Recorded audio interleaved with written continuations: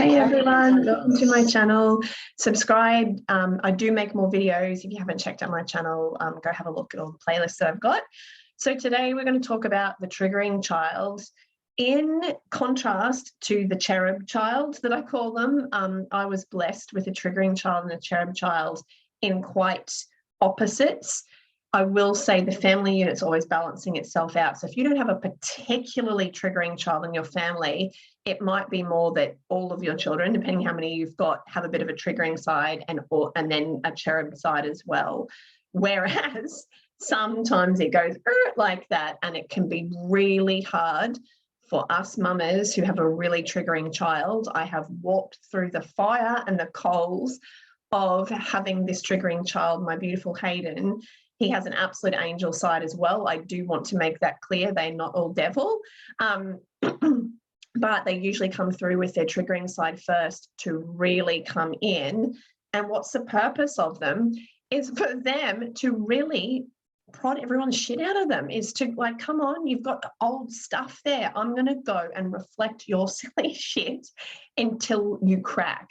As I'm writing in my book, coming out definitely by next year, the point for us is to crack. It's not to try and hold it all together, which is the old worlds of looking at ourselves to be all perfect and, you know, emotions would not be seen. And so we can really make it hard for our triggering children because they come in with this purpose to prod and push everyone's buttons. They manage to tick off on their soul mission, one of their soul missions, and then they cop our shit back on them, and they end up moving towards low self-esteem, feeling like there's something wrong with me, everyone dreads me, everyone doesn't like me, I get bullied, I get picked on, because that's where it started from, like from the very early stages, is even parents picking on them for every way that they're showing up. So I really want you to know 3 things that can really help create more harmony and more heart connection in your family, because I feel like that's what all of us mamas are actually really deeply yearning for or desperate for. The first one is for us to thank our triggering children, to actually look them in the eye, talk to their wise being self and say, thank you. On your soul agreement, you said you would come down here. And yes, I will play the triggering child in this family, or the prodding child, the button pusher, that really will go to town and show up in weird ways. It's not your true essence. You are reflecting everyone else's stuff. So when I'm stressed, you will go and make that annoying sound over and over and over again, because you're doing that in reflection of my stress. And thank you, you have triggered the shit out of me here and there. And it took me a long time to get to that point, to realize I needed to say this to my Hayden. When I started realizing I'm desperate, I can see his self-esteem going like this. He's had everyone on top of him.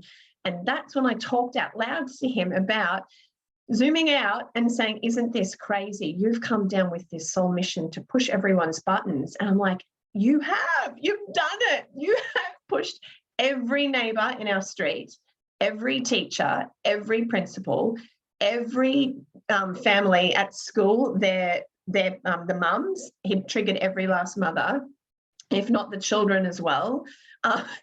Everywhere that he went, grandparents, you name it, he's triggered everyone, until we got to a point where I had done a lot of work on myself to start loving my child unconditionally. And then I called in people that could love us unconditionally, and then it's been a different story. So they will not be pushing everyone's buttons, you know, out into the future. And it's really important for them to know that as well.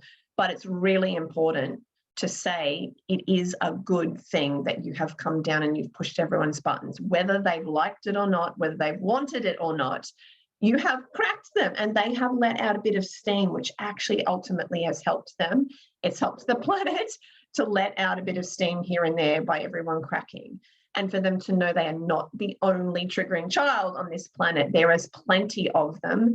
I am working with all the mums that are coming my way to say, I need to have a mentorship with you, because I don't know what to do. I'm desperate. I know I want the heart connection, the harmony in my whole family, yet I've got all these scenes that are really hard for me to deal with. So my second point, I've just written them down, is to make sure that you accept the invitation from what your child has brought, namely to us mums. We have to go first, is being prepared to be prodded, being prepared to open it up, and being prepared to crack it. The practice is doing this in a self-responsible way, and it is a practice. You are not going to be perfect. You probably already know you haven't been, but owning that as well, and really finding that heartache to go, gosh, I've taken it out of my child. Oh my gosh, I've been one of the key people that, I have, that's come down on my triggering child. At the same time, I want to hold space for you. It's so hard for me. It's also hard for you, but really owning that for yourself to go, yeah, rightly so, I should be letting this stuff up. I need to accept the invitation and say, hey, I've come down here. I'm going to prod you. I'm going to prod you and prod you. Please. The sooner we crack as the mum or anyone, the sooner we crack, we don't have that charge there within us. They don't have to be our energetic puppet in reflecting it back. It's literally like that. It's energetic law. And I've seen it myself. As soon as I crack, then Hayden will come down and be far more immature. He's back in his wise being self. And as I say, now you can be of your true essence. When we don't crack, our child has to keep playing this energetic puppetry, and it goes on and on and on and on. And they can't come from their true essence. They can't be in their wise being self at the same time. So we're really doing a disservice to them as well by us not letting this charge come up. It's another whole thing on my 4 bodies inner work process to guide mums into really doing the inner work and thoroughly and responsibly, and knowing, how to do it on the run when you are literally being triggered and being put in the craziest of scenes to go, what are you going to do now? So it's a course I do. It's my mentorships. Get in touch if you feel like, yes, I really do need help with this. I want to be the empowered mum that says, yep, I've taken your invitation and I've done this and I've gone the other way, and I can let my stuff up in a great way as well. It is the best thing you can do here on earth right now, I would say. Third point is to remember, with this family bubble, if you've got a triggering child, you've got a cherub child. The cherub child, they've come down with their mission to say, I'll be a brother or a sister. It's going to hold space for this family. I'm going to bring in my beautiful heart energy like a little cherub. I'm not going to be too much trouble, because I know you've already got enough trouble going on that way. Mum and dad being prodded with this child, at least one. Usually it's only one really main triggering child if it's going to be a really, really triggering child. I won't give you any more trouble. The thing is, they are still observing the shit playing out. They still clock their own stresses, their own worries, their own emotions to all of this. Often, and I fell into it myself, I was more of a cherub child growing up.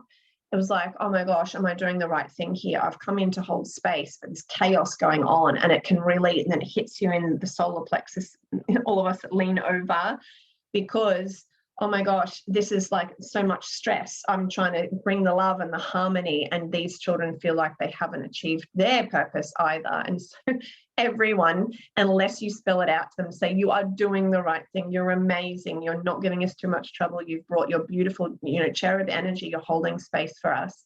If that's not consciously said to them, they can be looking around like, okay, I'm not sure if I'm achieving my soul mission here. This can all be subconscious, but I guarantee you, if you talk it out loud, they will go away. They will think about it. They may have stuff to say to you back. They may want to come and offer some feelings of what it's been like. It may be 10 years down the track. They're going, yeah, I really do get you now.